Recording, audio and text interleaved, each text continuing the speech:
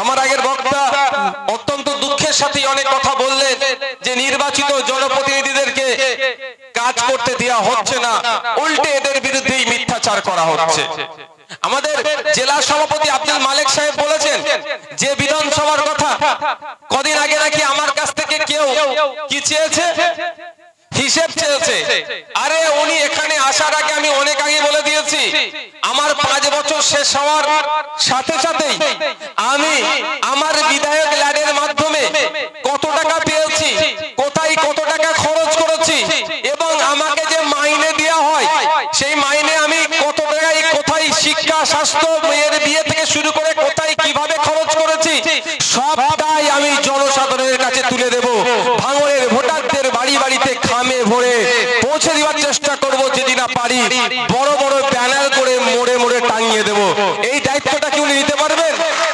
উনি এসে তো বড় বড় ভাষণবাজি করছে।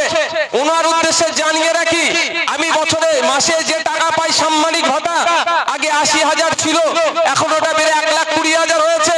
আমি তো 1,20,000-এর 20 পয়সাও আমি নিই না, সমস্তটাই বাংলাদেশের মানুষের জন্য খরচ করি। তা উনি কি চ্যালেঞ্জ আমার অ্যাকসেপ্ট করতে পারবেন? উনি এমপি কোটা থেকে, এমপি ল্যাডে থেকে যে টাকা আসছে সেটা নয়, উনি যে মাইনেটা পাচ্ছেন ওই টাকাটা কি জনগণের উদ্দেশ্যে খরচ করবে? এখান থেকে আমি চ্যালেঞ্জ করলাম, উনি পারবেন না। কারণ ইতিপূর্বে ওনাকে সিবিআই ডেকেছিল কিসের জন্য? এই অর্থের কেলেঙ্কারির জন্য। যে নিজে অর্থের কেলেঙ্কারি করে বসে আছে সে আবার তার মাইনের টাকা মানুষের জন্য খরচ করবে? তারপর আমি এখান থেকে চ্যালেঞ্জ করে যাচ্ছি, এখানে তো বড় বড় নেতা আছে, সিভিক ভলেন্টিয়ার নেতা সেজে বসে আছে, আমি কিন্তু কাটি দিইনি তার রুজি রুটি বলে, কিন্তু নওশাদ সিদ্দিকীর কাছে সব খবর আছে কে সিভিক ভলেন্টিয়ার আর তৃণমূলের নেতা সেজে আছে, কাক হয়ে বক্স আসছে সেটাও কিন্তু আমার জানা আছে। সময় বুঝলে এমন কাটি দিয়ে দেবো কিন্তু বিপদে পড়ে যাবে। আপনার এলাকার আছে সিভিক ভলেন্টিয়ারের খাতায় নাম আছে, আবার তৃণমূলের নেতা, বড় বড় নেতা, বুঝতে পেরেছেন? সেগুলো সব আছে। হাই মাদ্রাসার কেস আছে, রেজিস্ট্রেশন বাতিলের কেসও আমার জানা আছে। মালিক ভাই, এখানে ঘটকপুকুর হাই মাদ্রাসার 1900 কত সালে রেজিস্ট্রেশন বাতিলের কেসও আমার জানা আছে। যাক আমি ওই বিষয়ে যাই না, আমি রাজনীতির মতো করতে চাই, ব্যক্তিগত আক্রমণে আমি যাই না। বন্ধুগণ অনেক কথা বলছে, নওশাদ সিদ্দিকী বিধানসভায় কি করেছে না করেছে। আর একটা যেটা আমি তার আগে বলি, এই যে 2026 2028 ও নিয়ে আমি একবারের জন্য ভাবি না। 2026-এ জিততে হবে, 2028-এ জিততে হবে, আমাকে ভোটে দাঁড়াতে হবে, ও নিয়ে ভাবি না। যতটুকু টাইম পেয়েছি আমি সেই টাইমটাকে ভাঙড়ের মানুষের সহ রাজ্যের মানুষের জন্য কাজ করতে পারছি হার না, এতটুকুই আমি ভাবি। আমি বলছি দম থাকলে আমি চ্যালেঞ্জ করছি, আপকামিং সেশন থেকে সায়নী ঘোষ শওকতুল্লাহদের উদ্দেশ্যে বলছি, ওইদিকে আরাবুল সাহেবদের উদ্দেশ্যে বলছি, আপনারা দিদিমণিকে বলুন, স্পিকার স্যারকে বলতে দিদিমণিকে, আমি এখান থেকে স্পিকার স্যারের উদ্দেশ্যে বলছি বিধানসভা টিভিটা চালু করে দেওয়া হোক। তাহলে ভাঙড়ের বিধায়ক ওখানে বসে চা খায় না, ভাঙড় সহ রাজ্যের মানুষের অধিকারের জন্য কথা বলে। এবং শুধু তাই নয়, ওদের মন্ত্রীদেরকে যে প্রশ্নগুলো ভাঙড়ের বিধায়ক করে ওরা দেওয়ার মতো সাহস রাখে না। মন্ত্রীরা বলতে জানে না, এমন কোশ্চেন করে ভাঙড়ের বিধায়ক, অনেক মন্ত্রী তার উত্তরই জানে না কি হবে। ওরা বিধানসভার জন্য টিভি চালু করে না, ওই রাতটা বাইরে এসে উগলাচ্ছে সায়নী ঘোষেরা, শওকতুল্লাহরা, আরাবুলেরা। ও ভেবেছিল কি বলতো, মাথায় টুপি, মুখে দাঁড়িয়ে পিসাব বাড়ির ছেলে, ও কি করবে, আসবে সই করবে আর মাইনের টাকা তুলে ঘরে চলে যাবে। বুঝতে পারেনি না, ও বুঝতে পারেনি। এমন কোশ্চেন করে আপনাদের ভাঙড়ের বিধায়ক, বলে তৎক্ষণিক তো উত্তর দিতে পারে না, বলে লিখিত উত্তর দেব। বিশ্বাস করুন এখন পর্যন্ত কোন মন্ত্রীর কাছ থেকে আমি লিখিত উত্তর পেলাম না। রাখতে হবেই, সব স্বাভাবিক, স্বাভাবিক রাগ হবে। তো বুঝতে পেরেছেন, একবার মুখ্যমন্ত্রীকে প্রশ্ন করেছিলাম, কি বললাম, আপনাদের ভাঙড়ের বিধায়ক একবার সুযোগ পেয়েছিল, ওখানে সুযোগ পেতে হয়, অনেক অনেক ব্যাপার আছে, সেই বিতর্কে আমি যাব না। ওখানে গায়ে মানে গন্ধ বলবো না, ওখানেও একটা জায়গা আছে, হাত তুললেই হয় না, সুযোগ পাওয়ার দরকার। একবার আপনাদের বিধায়ক মুখ্যমন্ত্রীকে কোশ্চেন করেছিল, এমন কোশ্চেন করেছে ঠেলাই পড়ে, বিধায়কদের কোটাতে 10 10 লক্ষ টাকা করে বাড়িয়ে দিয়েছে কাজের জন্য। বুঝতে পেরেছেন তো কেন এত আমার উপরে রাগ? কই নন্দীগ্রামে গিয়ে তো হই হই করে না শওকত মোল্লা? কই আপনার মাথা ভাঙাতে গিয়ে তো হই হই করে না? আপনার হলদিয়াতে গিয়ে তো হই হই করে না? যেখানে বিজেপিরা জিতে আছে সেই সিটে গিয়ে দেখেছেন এদেরকে হই হই করতে? ওখানে বিড়াল বাচ্চা হয়ে যায়। আর এখানে নওশাদ সিদ্দিকীর কেনে বাঘের বাচ্চা হতে হবে, কারণ নওশাদ সিদ্দিকী তো পিছিয়ে বর্গের মানুষের চোখ খুলে দিচ্ছে। নওশাদ সিদ্দিকী যে প্রশ্ন করছে এর উত্তর মিনিস্টাররা সহজে দিতে পারছে না। নওশাদ সিদ্দিকী যে কথাগুলো বলছে এটা কথাতে ওরা কাটতে পারছে না। ফলে কি করতে হবে? নওশাদ সিদ্দিকীর বিরুদ্ধে প্রোপাগান্ডা চালাতে হবে। সেই জন্য আমাকে কুলুষিত করার চেষ্টা করছে।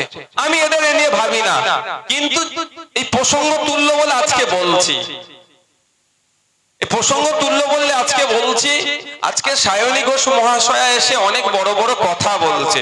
আমি সায়নী ঘোষ মহাশয়াকে বলবো, আপনি তো ভাঙড়ের ভোট তো নেননি, জোর করে ভাঙড়ের গণনা কেন্দ্রে লুটে নিয়েছেন। গণনা তো করতে দেয়নি, আমাদেরকে মারধর করে, সে আপনারা ভালো করে জানেন। তারপরেও আপনি এখন এমপি, সার্টিফিকেট আপনার হাতে আছে। আপনি লোকসভাতে গিয়ে ভাঙড়ের কোন মানুষের কথা বলেছেন একটু একটা প্রমাণ দেবেন? আপনারা জানেন কি জানেন না? ঘটকপুকুর কিন্তু রেলের মানচিত্রে আছে। ঘটকপুকুরের লাইন হওয়ার কথা আছে। সায়নী ঘোষের মনে এটা জানা নাই।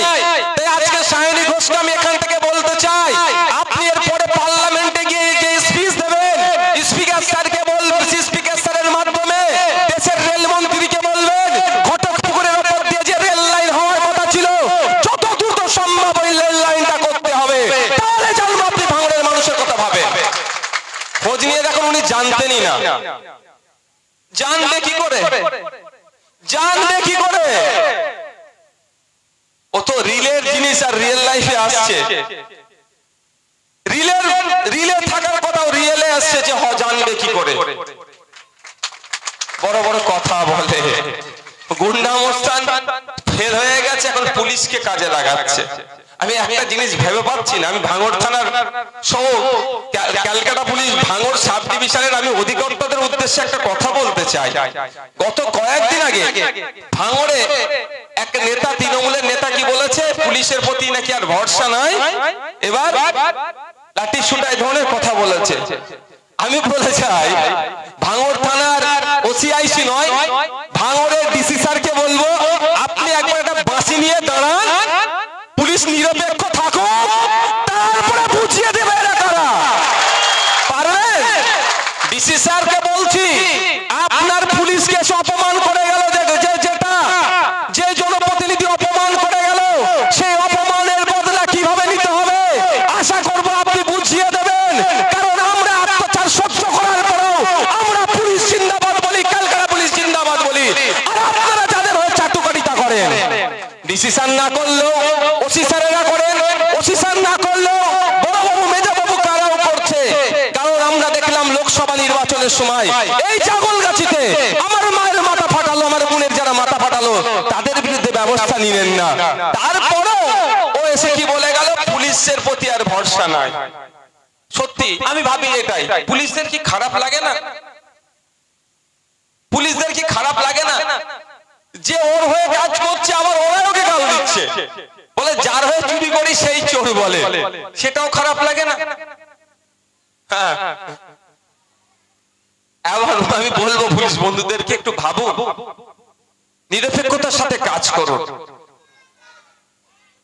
নিরপেক্ষতার সাথে কাজ করুন। আমাদের উপরে এত অন্যায় অত্যাচারের পরেও আমরা কি বলি? বলি তো নাকি আমাদের পুলিশ জিন্দাবাদ। আমরা সমগ্র পুলিশকে কোনোদিন মুর্দাবাদ বলিনি, বরঞ্চ যারা পুলিশের সেজে অন্যায় করছে তাদেরকে আমরা ঘৃণা করি, তাদের বিরুদ্ধে আইনত ব্যবস্থা নিই। কিন্তু পুলিশকে আমরা জিন্দাবাদ বললি, আগামী দিনই বলবো, কারণ ওরা আমাদের বাইরে নয়, আমাদের পরিবারের তারা একজন গুরুত্বপূর্ণ সদস্য। বন্ধুগণ, আজকের এই মহান দিনে আর এক মহান ব্যক্তির জন্ম হয়েছিল। আমরা জয় জওয়ান জয় কিষানের স্লোগান শুনেছিলাম না? 1965 সালে এই স্লোগান ব্যাপকভাবে প্রচারিত হয়েছিল। সেই সময় যুদ্ধের সময় সেই স্লোগানের স্রষ্টা লাল বাহাদুর শাস্ত্রী জি, যিনি ভারতবর্ষের দ্বিতীয় প্রধানমন্ত্রী, তারও আজকে জন্মদিন। আমরা এই মঞ্চ থেকে তাকে স্মরণ করি। আর আপনার অহিংসার প্রতীক স্বাধীনতা সংগ্রামী গান্ধীজিকেও আমরা এখান থেকে স্মরণ করছি। মহাত্মা গান্ধী নামে আমরা জানি, এই মহাত্মা শব্দটি সংস্কৃত শব্দ, এর যে বিশ্লেষণ করলে অনেকটা যাবে। 1914 সালে দক্ষিণ আফ্রিকাতে এই মহাত্মার বেশি গুণগান হয়েছিল, পরবর্তীতে সারা পৃথিবীতে ছড়িয়ে পড়েছিল। তাই আমি আপনাদের বলবো, মহাত্মা গান্ধীর একটা বাণী আপনাদেরকে শোনাতে চাই। এই বাণীটা শুনলে অনেক তোলাবাজি নেতার কিন্তু গায়ে লাগতে পারে। একটু বলবো, কারা শুনতে চান হাত তুলুন তো। আমরা শুনতে চান? মহাত্মা গান্ধী একটা বাণী আছে। মহাত্মা গান্ধী বলছেন, বল প্রয়োগ করে বা ভয় দেখিয়ে নেতা হওয়া যায় না। বুঝতে পারছেন? বল প্রয়োগ বা ভয় দেখিয়ে নেতা হওয়া যায় না। জননেতা হতে গেলে মানুষের সাথে মিশতে হয়, তাদের একজন হয়ে উঠতে হয়। অনেকে ভাবতে পারে তো বাণীটা শুনে, তো ভয় দেখাচ্ছিল তো কি করছে, ডেকে ডেকে বলছে আইএসএফ থেকে ছেড়ে দে, তৃণমূলে চলে আয়, নালে মিথ্যা মামলা দেব। তাহলে নেতা হতে গেলে কি করতে হবে? আসতে হবে, বসতে হবে, উঠতে হবে, আইএসএফ এর পার্টি অফিসে আসতে হবে, কথা বলতে হবে। ভোটের সময় আমি চলে গিয়েছিলাম তৃণমূল পার্টি অফিসে। আমি পার্টি অফিসের ভেদাভেদ মানি না, কারণ ওরাও যারা পার্টি অফিস করেছে আমি ভেবে ভাবি জনসাধারণের উপকারের জন্য, আইএসএফ এর পার্টি অফিসটাও জনসাধারণের উপকারের জন্য, তাদের কাছে চলে গিয়েছিলাম। সৎ সাহস আছে? আসতে গেলে শুধু মানে সাহসে, ওই সাহসের কথা বলছি না, মুখটাও তো পরিষ্কার রাখতে হবে। মুখে দুর্গন্ধ নিয়ে আসলে তো এই পার্টি অফিসে অ্যাক্সেস হবে না। ব্যাপারটা হচ্ছে এটাই। গতকালকে তিলোত্তমাকে নিয়ে একটা নাগরিক মিছিল হয়েছে কলকাতায়, ওখানে আমার উপস্থিতি দেখেছিলেন তো? কেন এরাও তো বলছিল, এরাও বলছে তিলোত্তমার বিচার চাই। কেন তারা পৌঁছাতে পারলো না? কেন পৌঁছাতে? এইটাই হচ্ছে সৎ সাহসের ব্যাপার। তার মন মানসিকতায় কি আছে সেটা দেখতে হবে, তার ভিতরে কি চলছে। ভিতরে যেটা চলছে তাকে বাধা দিচ্ছে, আর আমাদের প্রকাশ্য যেটা আছে ভিতরেও সেটা আছে। আমরা বিচার চাইছি, রাজনৈতিক ঝান্ডা ধরেও বিচার চাইবো, সামাজিক ঝান্ডা ধরেও বিচার চাইবো। যেখানেই লাগবে বিচারের জন্য সেখানেই আমরা ছুটে যাব। আর ওরা রাজনৈতিক ঝান্ডা ধরে বিচার চাইলো, ভিতরে ওরা কি চাইছে যে না, বিচার যদি হয়ে যায় ওদের দলের অনেক দামাল ছেলেগুলো কি হবে, অ্যারেস্ট হয়ে যেতে পারে। দেখাবি, আর এই বক্তব্য দীর্ঘায়িত করব না। আমি আচ্ছা এটা করে আমি বক্তব্য দীর্ঘায়িত করব না। শুধু আমি এতটুকু আপনাদের বলতে চাই, এই আস্তে বাবু, বাবু একটু আস্তে। আমি এতটুকু বলতে চাই, সেই সাপ হয়ে কামড়ানো, ওজা হয়ে ঝাড়া, এই গল্পটা আপনারা শুনেছেন তো? আমি বিধায়ক, বিরোধী দলের, আমার কাজটা কি আগে আপনাদের জানতে হবে। আমার কাজটা হচ্ছে আমার এই নির্বাচনী ক্ষেত্রের যে সমস্যাগুলো আছে সেইগুলো তুলে ধরবো, যেখানে সমস্যা সমাধানের জায়গায় সেখানে পৌঁছানো। এবার আপনারা বলেন ভাইজান, আমাদের এখানে ছোট গোয়ালিয়ার ব্রিজ, কাঠের ব্রিজ, তোমাদের কি বড়ালির কাঠের ব্রিজ, আরো যে সমস্ত কাঠের ব্রিজ গুলো আছে সেইগুলোর অবস্থা খারাপ। এগুলো কি আপনি জানিয়েছেন যেখানে আইন তৈরি হয়? সেই তথ্য আমার কাছে সব আছে, আপনারা জেনে নেবেন।